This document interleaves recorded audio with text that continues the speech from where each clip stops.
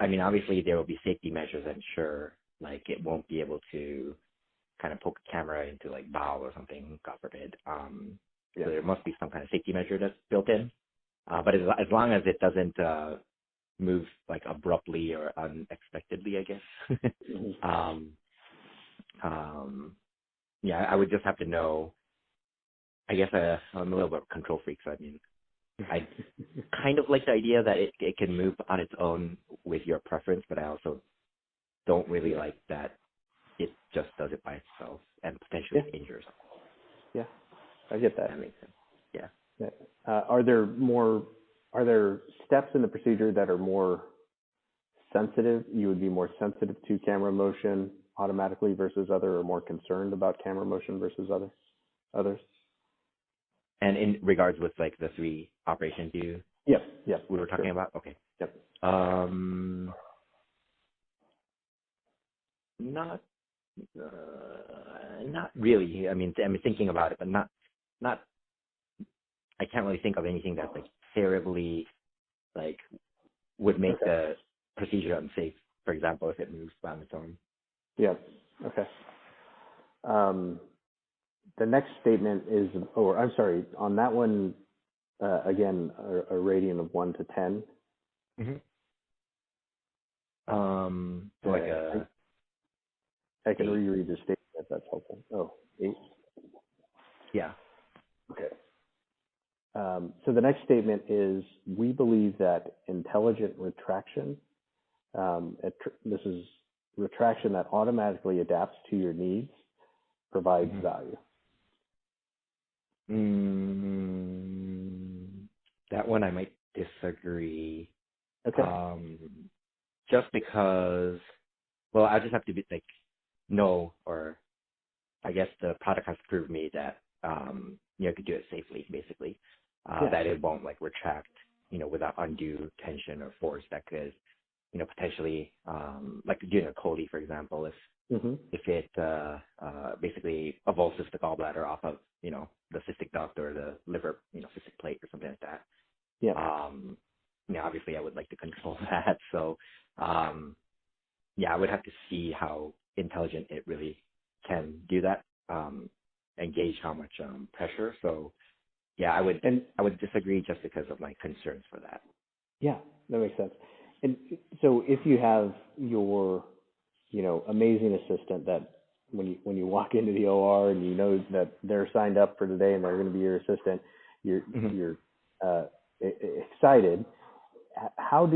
What is retraction like for them? Like, how do they regulate the retraction? How does it change over time as the procedure goes on?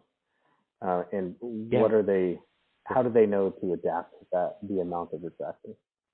Yeah, sure. So obviously, firstly, I mean, just the appearance on the laparoscope, you know, can kind of tell you how much you could actually pull, and you know, the viability of the tissue really depends on, you know, person to person. If it's like a acute gallbladder, sometimes like just touching it like tears the tissues, and so you have to be like more extremely careful in those instances. So, you know, we adjust our, you know, strength of retraction, so to speak, you know, based on that.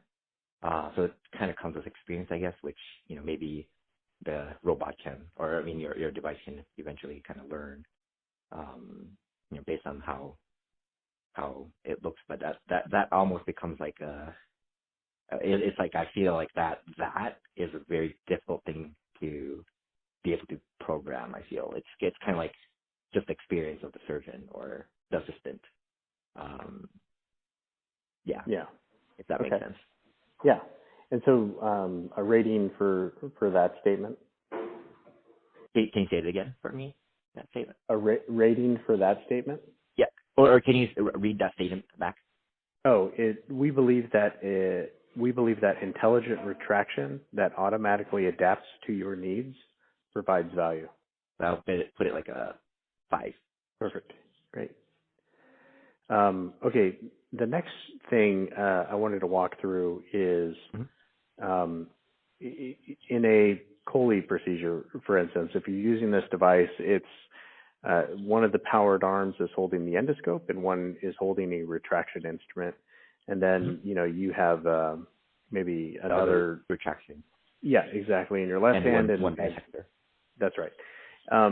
If you wanted to reposition the camera, let's say you're gonna, do something with the instrument in your left hand, reach over and grab the camera and reposition it. What do you do with the instrument in your left hand?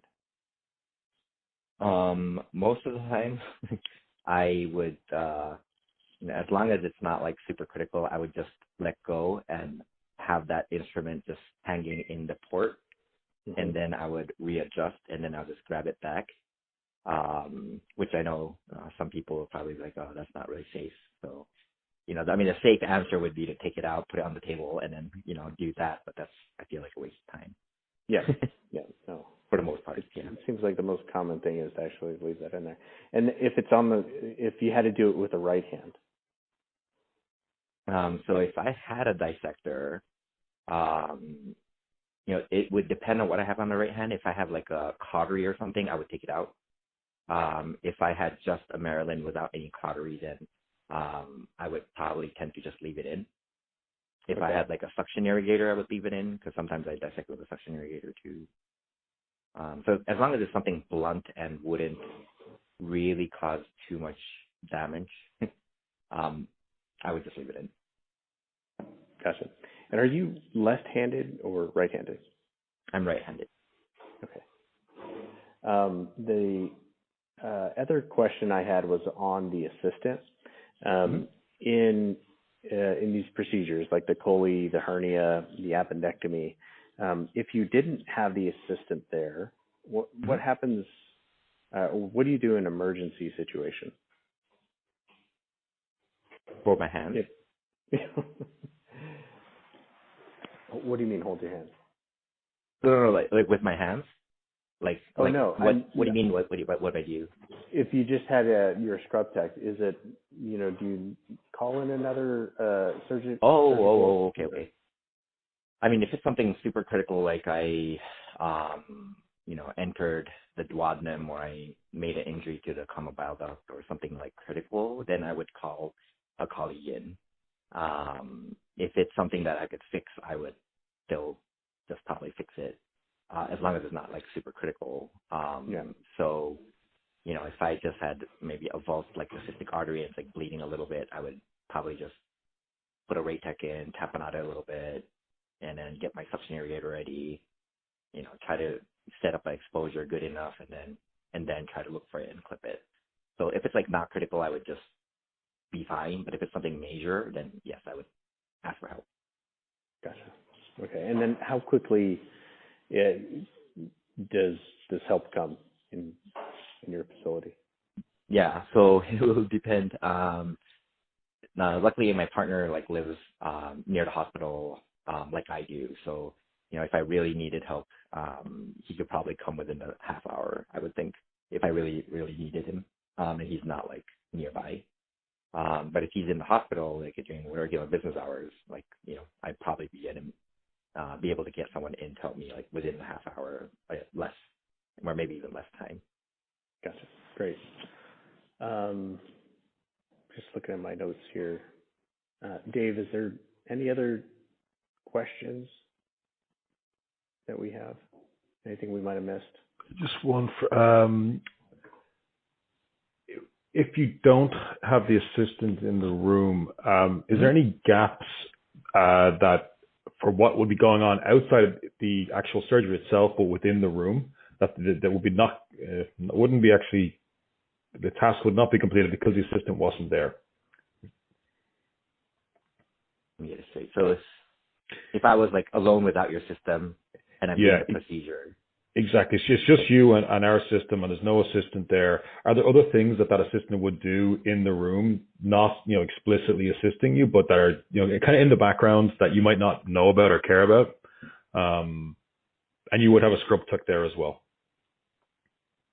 Yeah. So if I have the scrub tech, and if I had this is the thing. If I had your system, and your system, I'm assuming the system is developed so that to replace a first assist. I think that most situations I would not need to call anybody in, to be quite honest, if I could get good retraction.